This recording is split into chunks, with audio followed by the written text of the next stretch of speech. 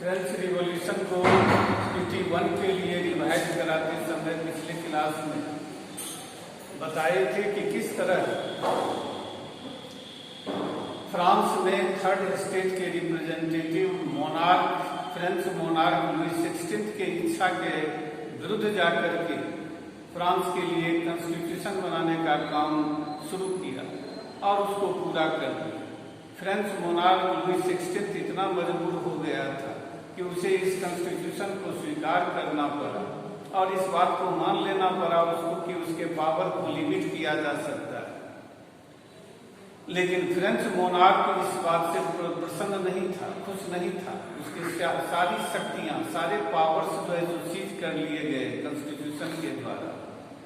और फ्रांस के मोनार्क जहां नाखुश था, उसी तरह फ्रांस के जितने भी नेबलिंग कंट्रीज थे वहां के मोनार्क भी फ्रांस में जो डेवलपमेंट हो रहा था उससे बहुत ज्यादा परेशान थे। उनकी परेशानी यह थी कि यदि फ्रांस में जिस तरह की घटनाएं घट रही हैं, मोनार्क के पावर सीज किए जा रहे हैं, फ्रांस एक डेमोक्रेटिक और कॉन्स्टिट्यूशनल मोनार्की बन गया है, उसी तरह की घटनाएं उनके देश में भी लोग करने की कोशिश करेंगे। वहां भी पावर मोनार्क का सीज कर लिया जाएगा, लिमिट कर दिया जाएगा। इसीलिए फ्रांस के नेबलिंग स्टेट पर्सिया भी इस बात से ज्यादा परेशान था। फ्रेंच मोनार्क लुई 16 और पर्सिया के मोनार्क के बीच एक सीक्रेट अलायंस हुआ और इसके अंतर्गत यह तय किया गया कि पर्सिया और फ्रांस के दूसरे जो नेबलिंग कंट्रीज थे वे सब अपने ट्रूप को, मिलिट्री ट्रूप को भेजेंगे फ्रांस, और फ्रांस में जो घटनाएं घट रही हैं उन घटनाओं को रोक देंगे। फिर से फ्रेंच मोनार्क का जो पावर है फिर से उसको वापस दे दिया जाएगा, फ्रांस का कॉन्स्टिट्यूशन को सस्पेंड कर दिया जाएगा। ये सब साजिश फ्रेंच मोनार्क अपने नेबलिंग स्टेट पर्सिया के साथ और दूसरे नेबलिंग कंट्रीज के साथ जो है कर रहे थे। इस बात की भनक फ्रांस के नेशनल असेंबली के मेंबर को हो गई और फ्रांस के नेशनल असेंबली ने पर्सिया और ऑस्ट्रिया के अगेंस्ट वार डिक्लेयर कर दिया। और इस वार को कॉमन पीपल के लोग यह मानते थे कि यह वार मोनार्क और एरिस्टोक्रेसी के अगेंस्ट यह वार है और यह वार पूरे यूरोप के लोगों के लिए है। इस वार में यदि हार जाते हैं, यदि फ्रांस की हार हो जाती है तो मतलब ये हुआ कि कॉमन पीपल की हार होगी और दूसरी ओर जीत होगी मोनार्क की, और जो एरिस्टोक्रेसी हैं, नोबिलिटी क्लास है, उनकी जीत होगी।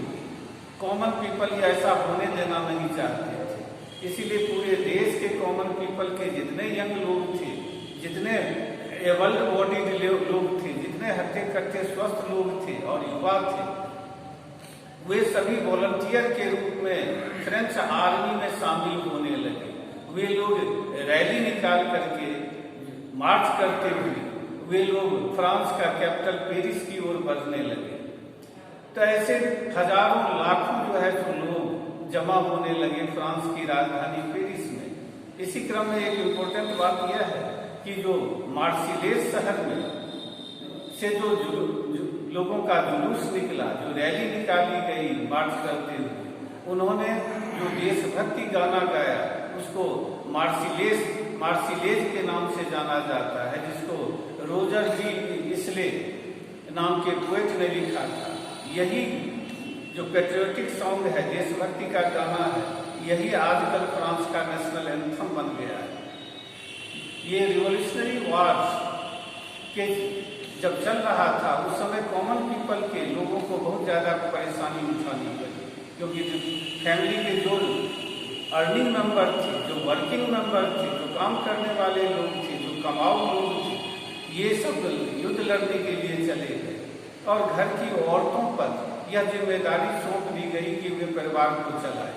अब परिवार की जो महिलाएं थी उन्हीं को ही घर के लिए बाहर जाकर के काम करके इनकम अब अर्निंग लाना पड़ता था और दूसरी तरफ घर के सारे काम करने पड़ते थे, घर के कुकिंग से लेकर के वाटर फीचिंग तक, बेकरी से ब्रेड खरीद करके लाना, घर के बुजुर्गों की देखभाल करना, बच्चों की देखभाल करना, ये सारी जिम्मेदारी परिवार की औरतों पर आ गई। दूसरी तरफ जब ये वार चल रहा था, कॉन्स्टिट्यूशन भी फ्रांस का बन रहा था, तो एक और समस्या थी कि कॉमन पीपल के एक बड़ी जो जमात थी, एक बड़ा जो सेक्शन था कॉमन पीपल में, उनको लगता था कि फ्रेंच रिवॉल्यूशन अभी कंप्लीट नहीं हुआ है। उन लोगों का ऐसा सोचना इसलिए था कि वे मानते थे कि फ्रेंच रिवॉल्यूशन के द्वारा उनको राइट टू वोट नहीं दिया गया। जैसा पिछली क्लास में बताए थे कि फ्रांस में राइट टू वोट उन्हीं लोगों को दिया गया था जो टैक्स पेई थे, जो प्रॉपर्टी ओइंग पर्सन थे, जिनके पास संपत्ति थी, जो गवर्नमेंट को टैक्स देते थे, मात्र उन्हीं लोगों को राइट टू वोट दिया गया था। तो जिन लोगों को राइट टू वोट नहीं दिया गया, उनको लगता था कि फ्रेंच रिवॉल्यूशन अभी कंप्लीट नहीं हुआ है, या उस रोज कंप्लीट होगा जब उनको भी राइट टू वोट मिलेगा। इसीलिए ऐसे लोग सब जमा होते थे एक जगह और आपस में विचार विमर्श करते रहते थे कि आगे उनको किस तरह का प्लान बनाना चाहिए, किस तरह की जो है तो पॉलिसीज अपनाना चाहिए, गवर्नमेंट पर किस तरह का प्रेशर बनाना चाहिए।